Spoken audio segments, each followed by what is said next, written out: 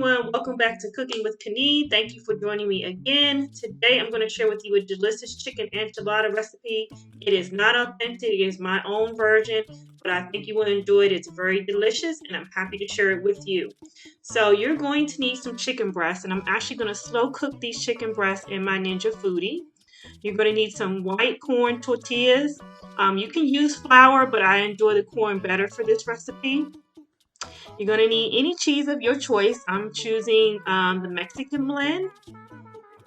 You're going to need some taco seasoning, onion powder, garlic powder, and chili powder. And you're also going to need a can of green chilies, a can of sweet corn, and some enchilada sauce. Wasn't sure how much I was going to need. I did not use both of these cans, but I had them in my pantry. So the one 28-ounce can should be enough for this recipe. So let's just get right into cooking. I like to slow cook my chicken because I think that it gives it a lot of flavor. Like all of the spices have a chance to infuse into the chicken. And this chicken only takes about 4 hours, so it doesn't take all day. In 4 hours it'll be done.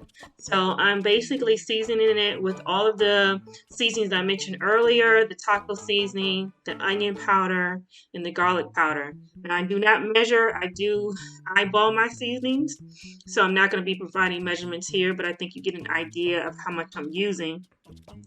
And you're also going to add the can of green chilies. Now the green chilies gives it a little bit of spice. They're not too spicy, but it'll give it a little bit of a kick along with the taco seasoning.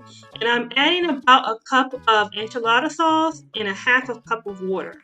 And that is all that you need to slow cook this chicken. So now I'm going to set my Ninja Foodie to slow cook on high for 4 hours, and I'm going to hit start, and then I'm going to go do some other things while my chicken is slow cooking.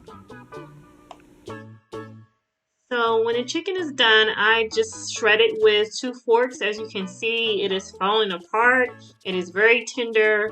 It's juicy. All of the seasonings are just infused into this chicken. And that's why I really like to slow cook my chicken for enchiladas. And once it's all shredded, what I'm going to do is add it back to the Ninja Foodie with the juices from the chicken. I like to do that because now I want to add the corn. And once I add the corn, I want it to kind of sit in the residual heat of the foodie or whatever crock pot you're using. It's still going to be pretty warm. And I like to let it sit in there for about 15 to 20 minutes.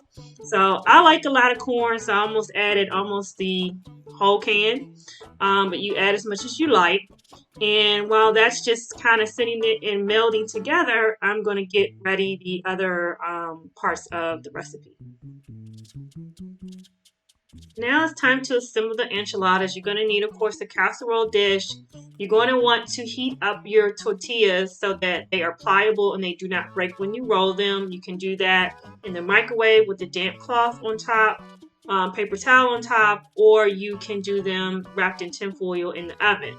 So I'm adding a little bit of enchilada sauce to the bottom of my pan. I don't like to add too much enchilada sauce because I don't like my enchiladas on the soggy side. So of course, the more sauce you add, it can get a little soggy. So I just add enough to coat the bottom.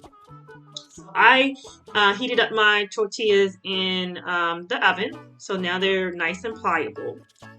So now it's just time to fill them. So I'm going to add a little bit of the filling in the middle.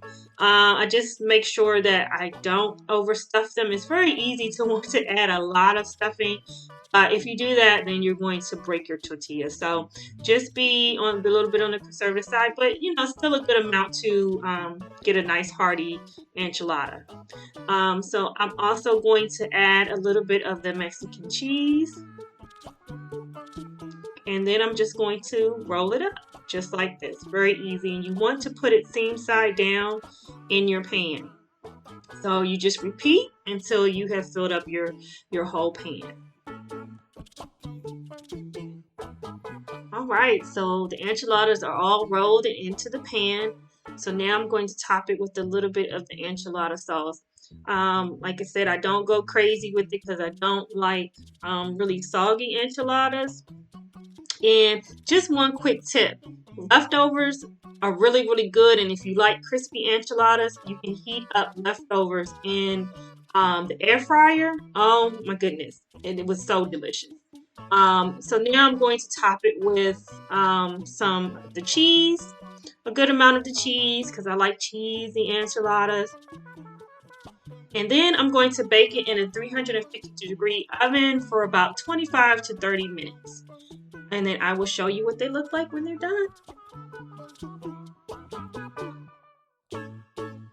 So here's the finished product. The enchiladas were absolutely delicious. So I'm very happy to be able to share this recipe with you. As I mentioned earlier, the leftovers are delicious as well, and you can heat them up in the air fryer if you want a different texture.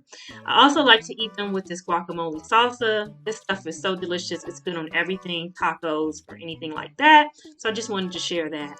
I want to thank you for watching, and I look forward to sharing my next recipe with you.